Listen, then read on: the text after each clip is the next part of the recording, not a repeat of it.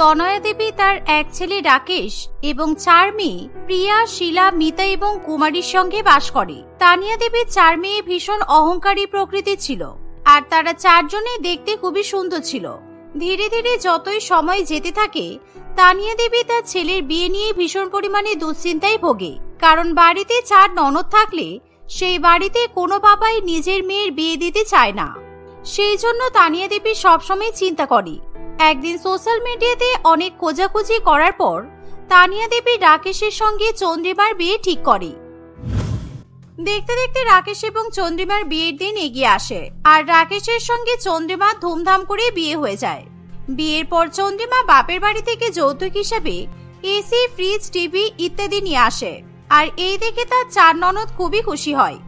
দাদা, তুই কিন্তু বেশ ভালোই ভাগ্য করে একটা বড়লোক বাড়ির মেয়েকে বিয়ে করে নিয়ে এসেছিস, কারণ বৌদি যৌতুকে AC, fridge, TV, washing machine সবকিছু এনেছে। আমি তো স্বপ্নেও ভাবতে পারিনি তুই এরকম বাদরের মতো মুখ নিয়ে এত সুন্দর বড়লোক বাড়ির মেয়েকে বিয়ে করে নিয়ে আসবি। এই প্রিয়া, চুপ কর, তুই খুবই ঢং করতে পারিস। কেন রে, আমার দাদাকে ওরকম করে কথা শোনাচ্ছিস কেন? আমাদের দাদাকে মোটেই বাদরের মতো দেখতে নয়। আর বৌদি যে বাপের বাড়ি থেকে গরমকালে এসি, ফ্রিজ, টিভি নিয়ে এসেছে তাতে আমাদের লাভই হয়েছে। হ্যাঁ দিদি, তুই একদম ঠিকই বলেছিস। আমি অনেকদিন ধরে ভাবছিলাম আমাদের ঘরে কিন্তু একটা এসি লাগানো দরকার আর রান্নাঘরে একটা ফ্রিজ থাকা দরকার, কিন্তু দাদার যে ইনকাম, দাদা তো কিছু কিনতেই পারতো না। আর আমি ঠিক করেছি বৌদি যৌতুকে যে এসি, ফ্রিজ আর টিভি এনেছে সেগুলো আমরা নিজেদের ঘরে রেখে দেব। এভাবেই নতুন বউ তার 4 ননদের মুখে এমন কথা শুনে খুবই অবাক হয়, কারণ সে স্বপ্নেও ভাবতে পারেনি তার 4 ননদ এরকম ধরনের কথা বলতে পারবে। আসলে গরমকালে আমার একদম গরম সহ্য করার মতো ক্ষমতা নেই, তাই আমি আমার ঘরেই এসিটা লাগাবো, তোমরা কিছু মনে করো না। আর ফ্রিজটা আমরা রান্নাঘরেই রাখতে পারি, কারণ এটা সবাই ব্যবহার করতে পারবে, কিন্তু এসি আর টিভিতে আমি তো কম্প্রোমাইজ করতে পারবো না। বাবা, তুমি তো দেখছি বিয়ের পরেই বাড়িতে উঠে আসার সঙ্গে সঙ্গেই নিজের রং দেখাতেও শুরু করে দিয়েছ। তোমার কোনো কথা আমি মানবো না বৌদি। আমি যেহেতু এই বাড়ির বড় মেয়ে আর তোমার বড় ননদ, তাই কিন্তু এসিটা আমার ঘরেই আমি রাখবো। ওই দেখ, তুই বড় বলে সবসময় বড় বড় সুযোগ নিবি, সেটা তো হতে পারে না। তুই যদি এসি নিজের ঘরে লাগাস তাহলে আমি কিন্তু ফ্রিজটা আমার ঘরে রাখবো। কিন্তু 2 বোনের এরকম কথা তাদের ছোট বোন মিতা কিছুতেই মেনে নিতে পারে না, কারণ মিতা আগে থেকেই এসির দিকে তাক করে বসেছিল, তাই সে প্রতিবাদে গর্জে ওঠে। ও বাবা, তোরা সবসময় ভালো ভালো জিনিস নিবি আর আমি ছোট বোন বলে আমি আঙুল চুষবো, তাই তো? সেটা কিন্তু হবে না। বৌদি যৌতুকে আসা এসিটা কিন্তু আমিই নেব। এভাবেই 4 বোন নিজেদের পছন্দ মতো জিনিস নিয়ে নিজেদের ঘর সাজানো শুরু করে দেয়, কিন্তু প্রিয়া কারোর কোনো কথা শুনতে চায় না। সে যেহেতু বাড়ির বড় মেয়ে, তাই সে নিজের ঘরে এসিটা লাগিয়ে নেয় আর শিলা ফ্রিজ নিয়ে সোজা নিজের ঘরে চলে যায়। অন্যদিকে মিতা এবং তার ছোট বোনের কিছু করার থাকে না। মিতা আর কুমারী টিভি এবং ওয়াশিং মেশিন ভাগাভাগি করে নেয়, কিন্তু এবার গরমের মধ্যে নতুন বউকে কষ্ট পেতে হয়। এভাবেই দেখতে দেখতে কিছুদিন কাটে। নতুন বউ তার 4 ননদের জ্বালাতনে গরমে একেবারে পাগল হয়ে ওঠে, কারণ সে একা হাতে তার 4 ননদের জন্য সমস্ত কাজকর্ম করে। একদিন, বৌমা, তুমি সারাদিন আমার মেয়েদের পেছনে খাটতে খাটতে একেবারে পাগল হয়ে যাচ্ছ, গরমে একদম আরাম পাচ্ছ না তুমি। আমি ভেবেছি তোমাকে আজকে আমি নিজের হাতে ঠান্ডা ঠান্ডা শরবত করে খাওয়াবো। তাহলে তো খুব ভালো হবে মা। বিয়ের আগে কিন্তু আমার মাও এরকম ঠান্ডা ঠান্ডা আমের শরবত করে খাওয়াতো। এভাবেই শাশুড়ি মায়ের কথা শুনে চন্দ্রিমা খুবই খুশি হয়, তাই চন্দ্রিমা তার 4 ননদের সমস্ত কাজ সেরে শাশুড়ি মায়ের শরবত খাবে বলে অপেক্ষা করতে থাকে। অন্যদিকে তনয়া দেবী তার বৌমার জন্য পাকা আমের ঠান্ডা ঠান্ডা শরবত বানিয়ে নিয়ে চলে আসে। চন্দ্রিমা যখনই সেই শরবত খেতে যাবে আর তখনই তার ননদরা সেখানে এসে হাজির হয়। ও, এই ব্যাপার। মা, এখন তোমার নতুন বউ তোমার খুব প্রিয় হয়ে গেছে বলো? আমরা 4 বোন তোমাকে কবে থেকে বলছি আমাদেরকে আমের শরবত করে খাওয়াও, কিন্তু তুমি এখনো পর্যন্ত আমাদেরকে শরবত বানিয়ে খাওয়ালে না। একদম ঠিক বলেছিস দিদি, এজন্যই বলে ছেলের বিয়ে দিলে মায়েরা নিজেদের মেয়েকে পর করে দেয়, আর আমাদের ক্ষেত্রে সেটাই করেছে, তাই আমরা এখন আমের শরবত থেকে বঞ্চিত হয়ে গেছি। শোন, আমার নামে একদম ফালতু কথা বলবি না তোরা। সবসময় এই গরমের মধ্যে অনলাইন থেকে আইসক্রিম, শরবত সবকিছুই তো অর্ডার করে খাচ্ছিস, কিন্তু একবারও আমার ছেলের বউটাকে খাওয়ার কথা কিছু বলিস তোরা। তাই আমি আমার ছেলের বউকে শরবত বানিয়ে খাওয়াচ্ছি। থাক না মা, ওদেরকে কিছু বলতে হবে না, কারণ ওরা যখন আমের শরবত খেতে চাইছে তাহলে আপনি ওদেরকেও আমের শরবত বানিয়ে দিন, কারণ ওরা যদি এভাবে আমার আমের শরবতের উপর লোভ দেয় তাহলে কিন্তু আমের শরবত খেয়ে আমার হজম হবে না। চন্দ্রিমার এই কথা শুনে তার ননদরা প্রচন্ড পরিমাণে রেগে যায়। তাই তখনই তনয়া দেবীকে রান্নাঘরে গিয়ে তার মেয়েদের জন্য ঠান্ডা ঠান্ডা আমের শরবত বানিয়ে নিয়ে আসতে হয়। তখন তারা 4 বোন আমের শরবত নিয়ে এসি ঘরে চলে যায়। আর এভাবেই দেখতে দেখতে কিছুদিন কাটে। একদিন সারা বাড়ির কাজকর্ম করার পর চন্দ্রিমা ছাদে গিয়ে ঠান্ডা ঠান্ডা হাওয়া খাচ্ছে। এমন সময়, ও বৌদি, তোমাকে আর ছাদে দাঁড়িয়ে হাওয়া খেতে হবে না, কারণ আমাদের 4 জনের বান্ধবী আজকে বাড়িতে ঘুরতে আসবে। তুমি আমাদের সবার জন্য কাঁচা আম পোড়া মাখা, আলু কাবলি আর চিকেন পকোড়া ভেজে দাও, তাড়াতাড়ি যাও। শোনো প্রিয়া, এক্ষুনি আমি দুপুরবেলা রান্না করে সবেমাত্র স্নান করে ছাদে এসেছি, আমার আর শরীর চলছে না। তোমরা দয়া করে 4 জনে মিলে নিজেদের বান্ধবীর জন্য কিছু একটা বানিয়ে নাও না। চন্দ্রিমার এরকম কথা তার ননদরা কিছুতেই সহ্য করতে পারে না। তোমার এত বড় সাহস, তুমি এই গরমের মধ্যে আমাদেরকে রান্নাঘরে গিয়ে রান্না করার কথা বলছো? আর তুমি যখন রান্না করতেই পারবে না তাহলে আমাদের বাড়ির বউ হয়ে এসেছো কেন? বিয়ের আগে তুমি জানতে না বাড়িতে তোমার 4টে ননদ আছে? আমরা কোনো কথা শুনতে চাই না। আর হ্যাঁ, ফ্রিজে দেখেছি কোল্ড ড্রিঙ্কস শেষ হয়ে গেছে, তাই দোকান থেকে কিন্তু কোল্ড ড্রিঙ্কসও কিনে নিয়ে আসবে। এই বলে চন্দ্রিমার ননদগুলো সেখান থেকে চলে যায়। আর চন্দ্রিমারও কিছু করার থাকে না। সে গরমের মধ্যে প্রথমে বাজারে গিয়ে কোল্ড ড্রিঙ্কস কিনে নিয়ে আসে এবং বাড়ি আসার সঙ্গে সঙ্গে রান্নাঘরে গিয়ে আম পোড়া মাখা বানায়, সেই সাথে চিকেন পকোড়াও ভাজতে থাকে। দেখতে দেখতে কিছুদিন কাটে। আর একদিন রান্না করতে করতে চন্দ্রিমার ভীষণ পরিমাণে শরীর খারাপ করে। শুধু তাই নয়, সে প্রচন্ড পরিমাণে বমি করতে থাকে। এই দেখে তানিয়া দেবী এবং রাকেশ বাড়িতে ডাক্তার ডেকে নিয়ে আসে।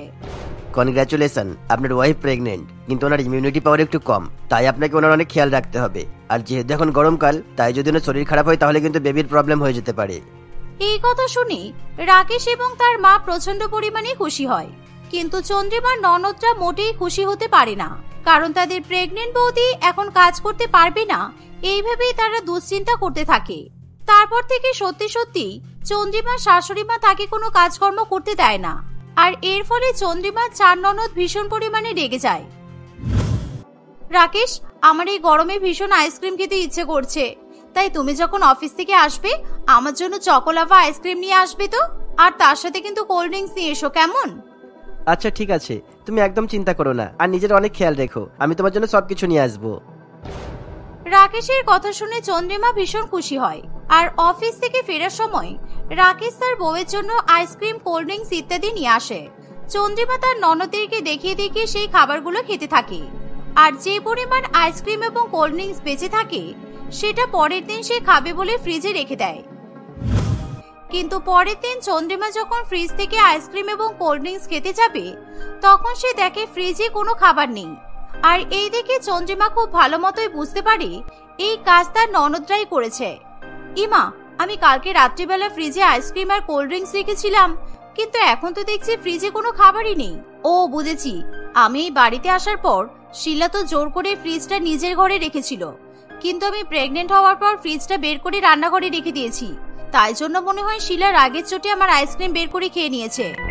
বৌদি, আমার নামে মোটেই দোষ দেবে না, আমি তোমার ফ্রিজ থেকে আইসক্রিম আর কোল্ড ড্রিঙ্কস বের করে খাইনি। তোমার কি মনে হয় আমি খেতে ভালোবাসি বলে আমি চোর? তোমার তো আরো বাকি 3 ননদ আছে, তুমি তো ওদের কথা বললে না, শুধু আমাকেই চোর মনে করছো কেন তুমি? এমন কথা শুনে শিলার বাকি 3 বোন খুবই রেগে যায়।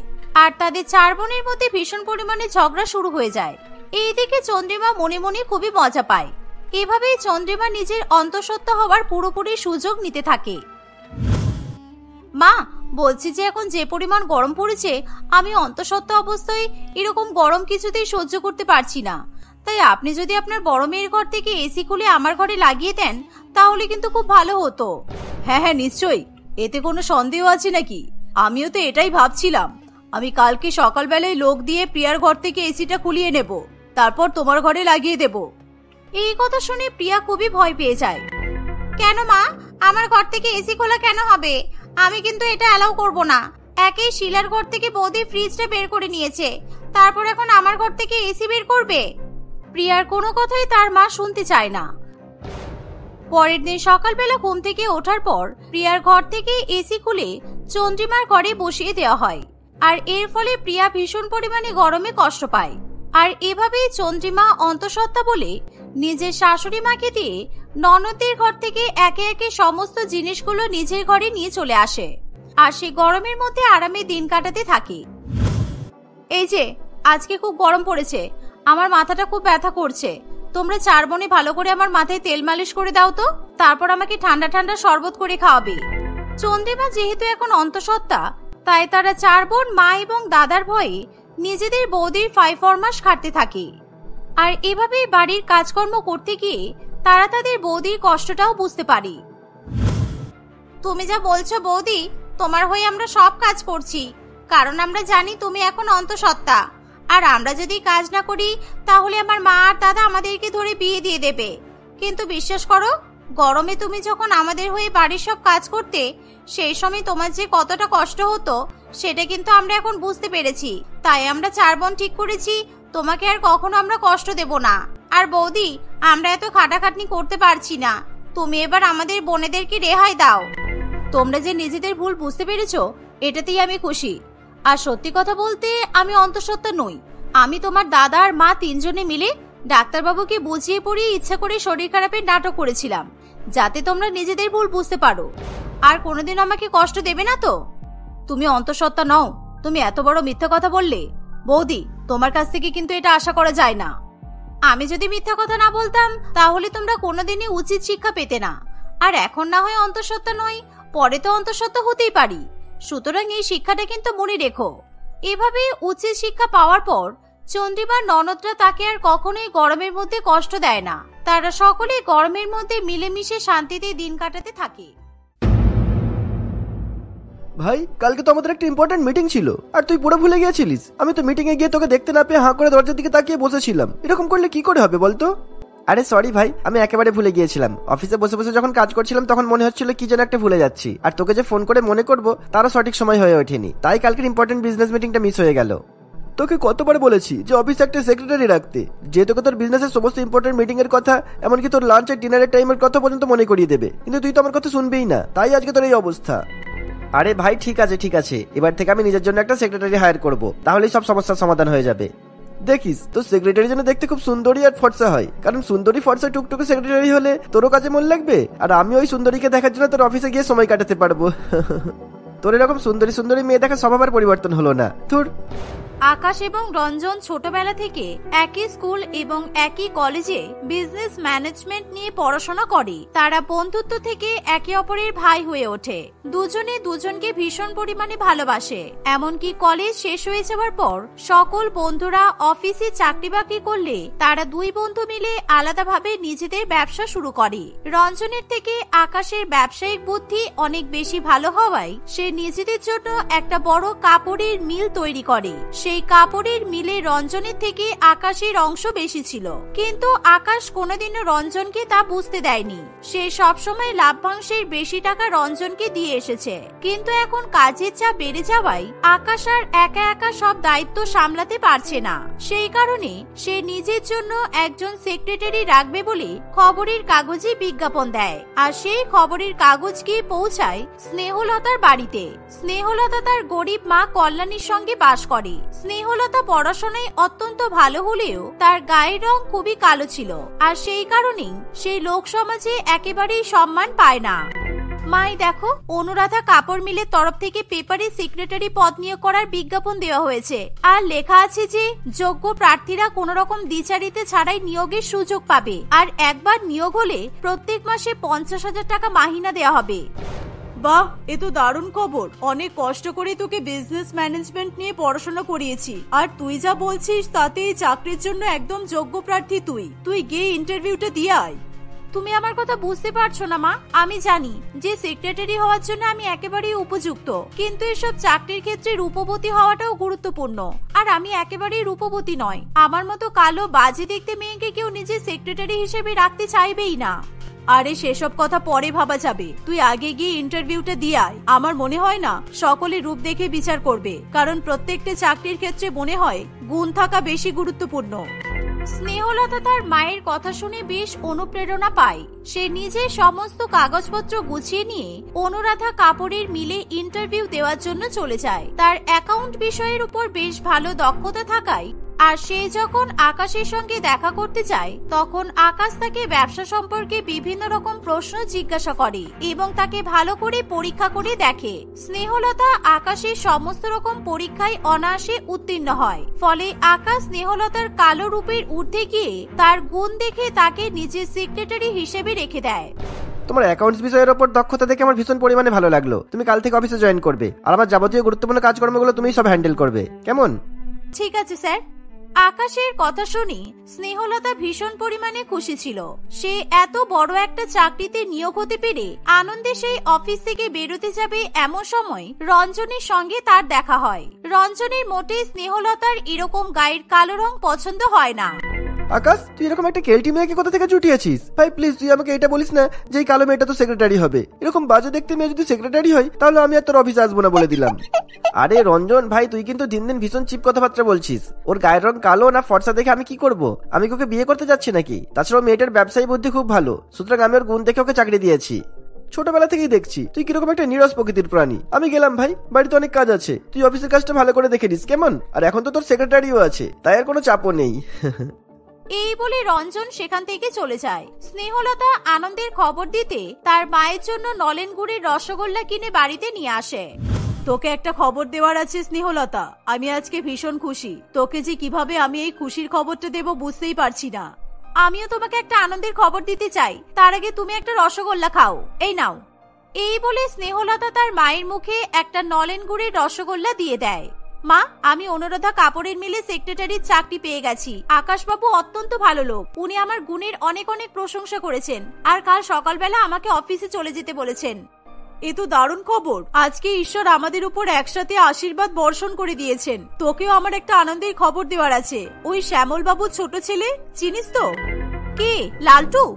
হ্যাঁ হ্যাঁ, ওই লালটু। ও তোকে বিয়ে করার জন্য রাজি হয়ে গেছে, কিন্তু একটাই সমস্যা। শ্যামল বাবু নিজের ছেলেকে তোর সাথে বিয়ে দেওয়ার জন্য আমার কাছ থেকে 1 লক্ষ টাকা যৌতুক হিসেবে চেয়েছে, কিন্তু আমি আর না করিনি, কারণ একেই তোর গায়ের রং কালো, তার উপর বিনা যৌতুকে আমি তোর বিয়ে দিতেই পারবো না। কেন মা, তুমি টাকা দিয়ে আমাকে বিয়ে দেওয়ার জন্য রাজি হলে কেন? আমি এখন কত ভালো চাকরি পেয়ে গেছি, আমার বিয়ে করার তো কোনো দরকারই ছিল না। এখন আমি আর তুমি ঠিক খেয়ে পড়ে বেঁচে থাকতে পারতাম। ওরকম হয় না। সমাজের লোকজন কি বলবে যে মেয়ের মাহিনার টাকায় মা বসে বসে আরাম করে খাচ্ছে। তোর যদি একবার বিয়ে হয়ে যায় তাহলেই আমার শান্তি। স্নেহলতার এরকম যৌতুক দিয়ে বিয়ে করার একেবারেই ইচ্ছা নেই, কিন্তু তার যেহেতু গায়ের রং কালো তাই সে তার মায়ের উপরে কোনো কথা বলতে পারে না। পরের দিন সকালবেলা হতে না হতেই স্নেহলতা কাঁধে ব্যাগ নিয়ে অফিসে চলে যায়। প্রথম দিন থেকে সে খুব ভালো করে কাজ করা শুরু করে। প্রথমে সে আকাশের দৈনিক কাজকর্মের একটা রুটিন বানিয়ে ফেলে। সে ধীরে ধীরে তার সমস্ত বিজনেস মিটিং থেকে শুরু করে তার খাওয়া দাওয়ার সময় পর্যন্ত ঠিক করে দেয়। এতে আকাশের ভীষণ পরিমাণে সুবিধা হয়। আকাশ আর কখনো কোনো ধরনের বিজনেস মিটিং কিংবা পার্টি হোক বা অন্য কোনো মিটিং কিছুই ভুলে যায় না। ফলে সে এক প্রকার স্নেহলতার উপর নির্ভরশীল হয়ে পড়ে। দেখতে দেখতে কিছুদিন কাটে। একদিন, তোমার কাজের প্রতি ডেডিকেশন থেকে আমি ভীষণ পরিমাণে খুশি হয়েছি স্নেহলতা, আর সেই কারণে তুমি আজ থেকে আমার অফিসের অ্যাকাউন্টটাও হ্যান্ডেল করবে। তোমার কোনো অসুবিধা হবে না তো? আর আমি এই কাজের জন্য তোমাকে অতিরিক্ত পারিশ্রমিকও দেবো। না স্যার, কোনো অসুবিধা হবে না। স্নেহলতা যখন আকাশের কোম্পানির অ্যাকাউন্ট হ্যান্ডেল করা শুরু করে তখন অ্যাকাউন্টসে অনেক কারচুপি তার চোখে পড়ে। সেই মুহূর্তে সেই কারচুপি সম্পর্কে সে নানান রকম তথ্য জোগাড় করতে শুরু করে। ধীরে ধীরে সমস্ত তথ্য প্রমাণ জোগাড় করা হয়ে গেলে স্নেহলতা এইসব কারচুপি আকাশের সামনে নিয়ে যায়। স্যার, আপনি অত্যন্ত সরল আর ভালো মনের মানুষ, সেই কারণে আপনার কোম্পানিতে এত বড় কারচুপি হয়ে গেছে, কিন্তু আপনি তবুও টের পাননি। আপনার অ্যাকাউন্ট থেকে রাতারাতি লক্ষ লক্ষ টাকা লেনদেন হয়। বর্তমানে আপনার বিজনেসে ভীষণ পরিমাণে লোকসান হচ্ছে, আর এই লেনদেন আর কেউ নয় বরঞ্চ আপনার খুব ভালো বন্ধু রঞ্জন স্যার করে। উনি আপনাকে ঠকিয়ে রাতারাতি বড়লোক হয়ে যাচ্ছে, আর আপনি সেটা বুঝতেও পারছেন না। তুমি কি ভুলভাল কথা বলছো বলো তো? তোমার কোনো আইডিয়া আছে তুমি কাজ সম্বন্ধে কি বলছো? রঞ্জন আমার ছোট ভাইয়ের মতো হয়, আর তুমি তার নামে ব্যবসায়ী ফাঁকি দেওয়ার অভিযোগ আনছো। আমি আপনাকে কোনো মন গড়া কথা বলছি না স্যার। এই নিন পেন ড্রাইভ। এই পেন ড্রাইভে আপনার বন্ধুর ব্যাংকের সমস্ত ডিটেলস আছে। আপনি পেন ড্রাইভ দেখলেই বুঝতে পারবেন যে আপনার বন্ধু রঞ্জন প্রত্যেকদিন আপনার ব্যাংকের অ্যাকাউন্ট থেকে লক্ষ লক্ষ টাকা তোলে, আর সেই টাকা শহরের বড় বড় রেস্তোরাঁ কিংবা ক্লাবে গিয়ে পার্টি করে ধ্বংস করে। আর এমনকি এখন আপনার কোম্পানির ক্ষতি করার জন্য শহরের অন্য একটা বড় কাপড়ের মিলের সঙ্গে হাত মিলিয়েছে। সেই তথ্য এখানে আছে। আপনার কোম্পানির সমস্ত কাপড় নিয়ে অন্য কোম্পানিতে পাচার করা হচ্ছে। না না, এটা হতে পারে না। আমার প্রিয় বন্ধু আমার সাথে বিশ্বাসঘাতকতা করতেই পারে না।